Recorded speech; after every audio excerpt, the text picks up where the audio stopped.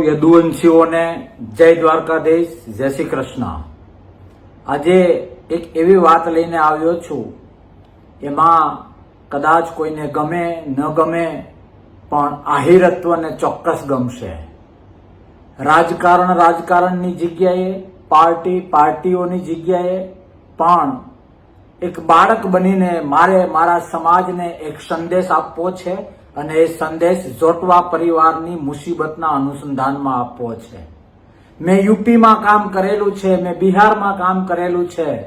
ગુજરાતના યદુવંશીઓને બે હાથ જોડીને વિનંતી કરવી છે કે આપણે બિહાર અને યુપીના યાદવોમાંથી કંઈક શીખવાની જરૂર છે, અને એ શીખીશું તો ક્યાંક ને ક્યાંક કૃષ્ણનું કાનુડાનું મોરપીસ વધુ ચમકશે। યુપી બિહારમાં ઘણું બધું થાય છે, રાજકીય રીતે થાય છે, ધંધાકીય રીતે થાય છે, પર્સનલ વાંધાઓને લીધે થાય છે, પણ મેં જોયું છે જ્યારે બહારની મુસીબત આવે છે ને ત્યારે બધા એક થઈ જાય છે। એમને પાર્ટીઓના ચશ્મા, ધંધાઓના ચશ્મા, વ્યક્તિગત વાંધાઓના ચશ્મા સાઈડમાં કરીને બહારથી આવતી મુશ્કેલી સામે લડતા આવડે છે, અને એટલા માટે યુપી બિહારના યાદવોનો ડંકો વાગે છે। મારે તમામ પાર્ટીઓના, તમામ બિઝનેસમાં રહેલા મારા યદુવંશી ભાઈઓને, ગુજરાતના આહીરોને વિનંતી કરવી છે કે આજે હીરાભાઈ જોટવા અને એનો પરિવાર મુસીબતમાં છે।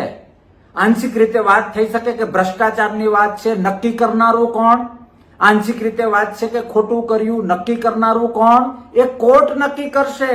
મારો વાંક હોય તો મને ગોળીઓ માર દ્યો, પણ આહિરનું બચ્ચું છું, મને ખોટા છાંટાઓ નથી પોસાતા, અને એટલા માટે વ્યક્તિગત નુકસાન સહન કરીને મારા ભાઈઓને બે હાથ જોડીને વિનંતી કરવા આવ્યો છું। પાર્ટીની જગ્યાએ, ધંધાની જગ્યાએ, વ્યક્તિગત વાંધાની જે હોય તો એની જગ્યાએ, પણ આજે ક્યાંક ને ક્યાંક આપણો ભાઈ, આપણો વડીલ મુસીબતમાં છે, તો દરેક રાજકીય પક્ષના આગેવાનોને મારે વિનંતી કરવી છે, ચૂંટણી ટાઈમે જોઈ લેશું, લડી લઈએ, કોઈ ચિંતાનું કારણ નથી। ધંધા બાબતે વાંધો હોય તો પરસ્પર લડી લઈશું, જોઈ લેશું, કઈ વાંધો નથી। વ્યક્તિગત કઈ વાંધો હોય, પણ આહિરત્વ અને આહિરનું લોહી જો આપણી રગોમાં ફરતું હોય, અને આપણો ભાઈ, આપણા સમાજનો સેવક ક્યાંક કોક મુસીબતમાં હોય, તો આપણાથી યથા યોગ્ય એને મદદ કરવી એ તમારો ને મારો ધર્મ છે। આહિરત્વના ઇતિહાસમાં એ ક્યારેય નથી લખ્યું કે જૂના ચોપડાઓને આધારે કોઈ તકલીફમાં આવે તો જૂના ચોપડાઓને આધારે, એ તકલીફને આધારે જો આપણા ફેસ પર સ્માઇલ આવતી હોય તો રીથિંકિંગની જરૂર છે। એટલે બાપ કૃષ્ણની સાક્ષીમાં, ધર્મની સાક્ષીમાં બે હાથ જોડીને વિનંતી કરું છું। ભાજપ વાળા તમામ આગેવાનોને વિનંતી કરું છું, કોંગ્રેસ વાળા તમામ આગેવાનોને વિનંતી કરું છું, આમ આદમી પાર્ટીના દરેક આગેવાનોને વિનંતી કરું છું કે સાચું શું, ખોટું શું એ કોર્ટ નક્કી કરશે।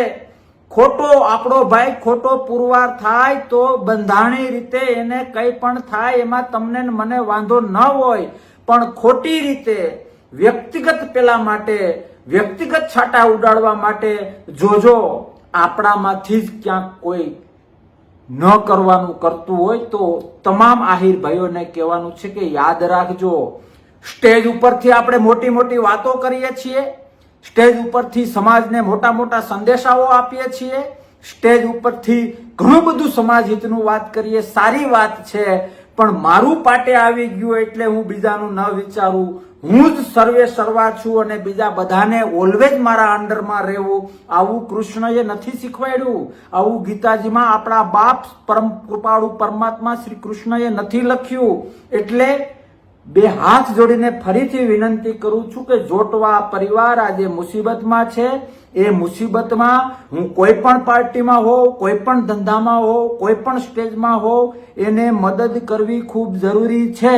અને એક પણ પાર્ટી વાળો માણસ પોતાના સ્વાર્થ માટે જો આમાંથી આનંદ લેતો હોય તો મારે આહિર ભાઈઓને અને બહેનોને વિનંતી કરવી છે કે એવા લોકોને કહેજો કે તમારું રાજકારણ તમને મુબારક। આજે સમાજનો એક આગેવાન મુસીબતમાં છે અને એને જો તમે મદદ નહીં કરો તો ચૂંટણી ટાઈમે શરમાવા આવતા નહીં। આવો અવાજ યુવાનોએ ઉભો કરવાની જરૂર છે, આપણા તમામ આહિર ભાઈ બહેનોએ ઉભો કરવાની જરૂર છે, કારણ કે પૈડી ભોગવે, મારા પર પૈડી હું ભોગવું ને તમારા પર પૈડી તમે ભોગવો, એમાં બીજા લોકોને મજા આવી જાય છે, બીજા લોકો આપને હાથા બનાવે છે.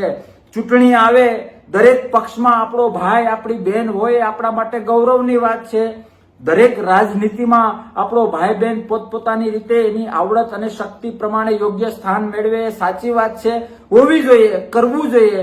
પણ એનો મતલબ એ નથી કે મારા રાજકીય રોટલા, મારા ધંધાકીય રોટલા, મારા વ્યક્તિગત સ્વાર્થના રોટલા હું આવી મુસીબત ટાઈમે જો એના હલ કરતો હોવ ને, તો કરશન બાપુ ભાદરકાએ વિચારવું જોઈએ કે આહિરત્વમાં કઈ ખામી નથી ને. એટલે બધાને બે હાથ જોડીને વિનંતી કરું છું કે તમારી આસપાસમાં સમાજના કોઈ પણ પક્ષના આગેવાન અને સામાજિક આગેવાન અને રાજકીય આગેવાન હોય તો એને ગ્રુપમાં જઈને કહો કે જો સાચું જો ખોટું જે કંઈ હશે એ કોર્ટ નક્કી કરશે, પણ અત્યારે મુઠ્ઠી બંધ કરીને સમાજના એ જોટવા પરિવારને મુસીબત ટાઈમે આપણાથી જે કંઈ થઈ શકે એ મદદ કરવી જોઈએ. આજ સુધી જે મોટા મોટા ગળાઓ ફાડીને મારું પાટે આવી ગયું એટલે આમ તેમ જે મોટી મોટી કરી છે, તો આ વ્યક્તિને પણ મદદ કરવી એ નાના મોટા તમામ આહીરોનો ધર્મ છે. આવો સૌ સાથે મળીને ધર્મ નિભાવીએ.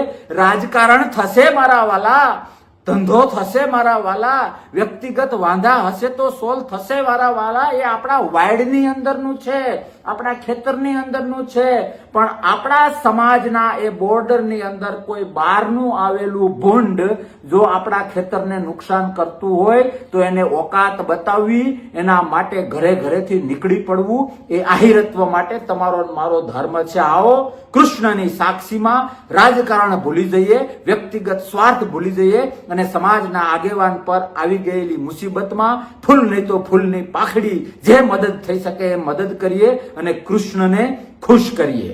મને આશા છે કે કંઈક હકારાત્મક થશે. સૌ સાથે મળીને આ પ્રશ્નને હલ કરીશું. સૌને જય યદુનંદન, જય શ્રી કૃષ્ણ, જય દ્વારકાધીશ.